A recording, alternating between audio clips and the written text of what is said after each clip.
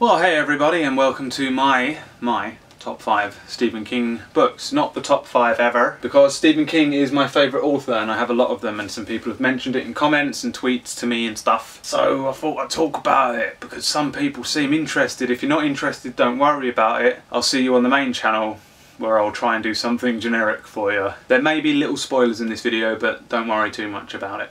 In a previous video I mentioned my top 5 books. I know it was a super subjective, rip-roaring thrill ride for everyone. The first book that I read by Stephen King, which I'm gutted I don't have. I mentioned before, a lot of my books are in storage until me and Emma move again, so that I can actually put them somewhere. But the first book that I read by Stephen King was Desperation. It's not in my top 5, soz. It destroyed my mind, because up until that point I was probably only reading things like Goosebumps, like R.L. Stine. So I picked up Desperation, early teens, I don't know how early, and this thing had like blood and sex, and it's a book so it's really descriptive and stuff like that, and then these monsters and these outlandish things were happening, and it fucking ruined me, but I loved it. I loved every second. It was awesome. I was young, okay? From the moment I read Desperation I was hooked on Stephen King, and I still am. And I'm obsessed. A lot of these books I haven't read for years, so some of this is my memory, so I've got to try and remember a little bit. Number 5 on my list is Firestarter. This is again one of the first Stephen King books that I'd ever read. It follows the story of a young girl and her dad, and they're just on the run basically from a sort of shady government sort of agency. I think they're called The Shop. They have sort of superpowers. Like I guess the main protagonist is actually the girl, Charlie. But I actually really, like, the dad was awesome, because he had auto-hypnosis, I think it's called, which is the ability to sort of put thoughts in people's minds. He calls it the push. He pushes somebody to believe that a sort of $1 bill is a $100 bill kind of thing. And he's trying to protect his daughter who's younger, and she is a pyrokinetic. She does pyrokinesis, is that right? She makes fire.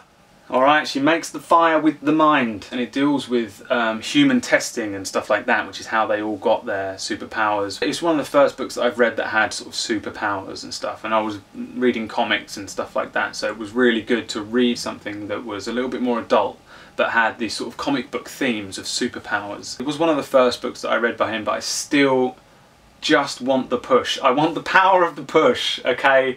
That's why it's at number 5. That's why. Number 4, are you here? No, that's Peter May.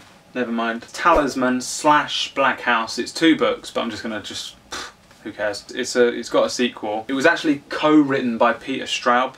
So Stephen King and Peter Straub both wrote this book. It's such a little simple, almost childish adventure. This one's about a kid who, his mum is dying of cancer, so he leaves his house in search of this like mythical amulet or something, in search of this thing called the talisman. He's like, if I get the talisman I can save her.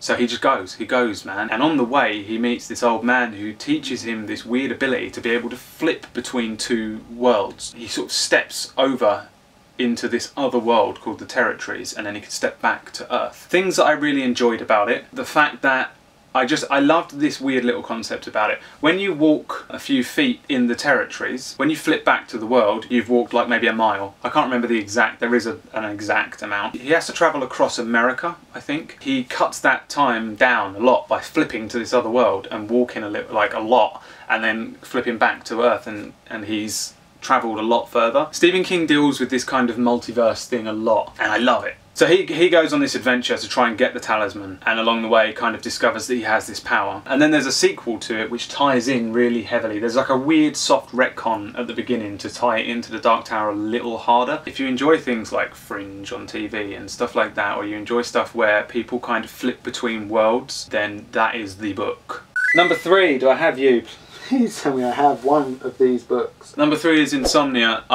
Again, I don't have it here. They're almost all books that I read when I was a child, so they are at my mum's in storage. There's a lot of things that happen in Insomnia that tie in to other books, so if you've read the entirety of Stephen King's back catalogue, you'll be like, oh damn. There are 2 reasons Insomnia sits high up on my list, and first and foremost is that it's written from the perspective of an old man. I think he's 70s. Now I read it maybe I must have in early 20s, I'd never considered the perspective of an old person, because you just live in the moment. You don't understand what it's like to be old when you're young. You can run upstairs and it doesn't put you out of breath. This book puts you into an old man's body, and like, I read these books and I just become the book. I'm not just reading a book like, okay, that's what's going on. I'm just in this book now. I am that man. I think it gave me a level of empathy for old people that I didn't have before, which is a pretty big feat. A book that has this old man as a protagonist seems almost like a book you don't want to read, because Hollywood is like, oh, look at this young dude, Channing Tatum's young and hot. This is like a book where like shit goes down and this old man is like dealing with it, and like he has to physically deal with this stuff and take on these like otherworldly beings, and he's an old dude, he's like 70, man. Like, it's so good to be reading a book where the protagonist isn't just a young buff dude. So this old dude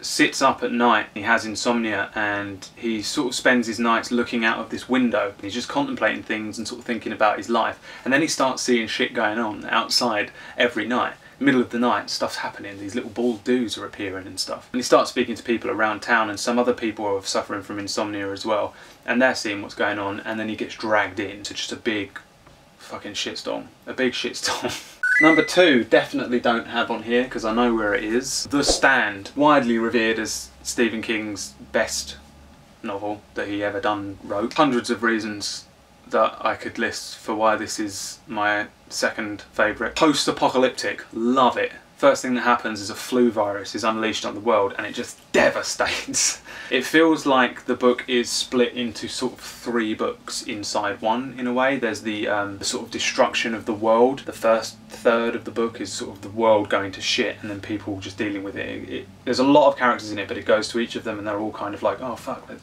get out of here or do something. Oh, everyone's dying. The second part deals with them sort of coming together. A lot of the main characters come together in a single place. One of the best things that happens in the book is that they form a sort of government. There's quite a few people that are congregated in the same place. They have to make some sort of government. They have to deal with the destruction of the whole population. They need a structure. They need one. It's hard to not spoil these books too much, and I don't want to, so a lot of this is just going to be me going, it's good because they build a government, they sort of start a life for themselves, but the bad guy has done this as well.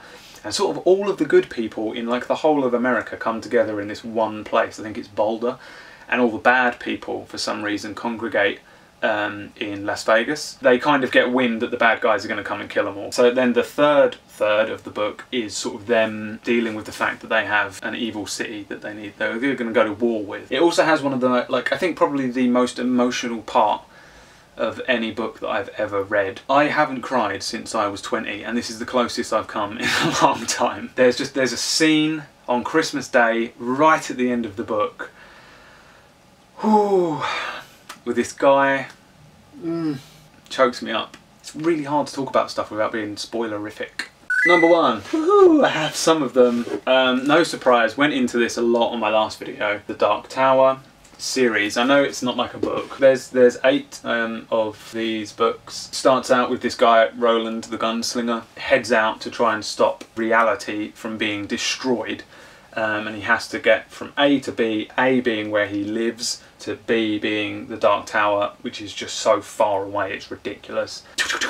Old Western gunslinger type. He's way overpowered and it's brilliant. It's like up there with Game of Thrones kind of entire world creation. It's got everything in it, like everything is in it, like monsters, time travel, alternate realities. I don't know how many times I've read it. You've got the entire Stephen King works, and then you've got the Dark Tower as an actual plot device that exists in other works. The Stand, there's Randall Flagg, the Man in Black, the walking dude, who is also one of the bad guys in the Dark Tower.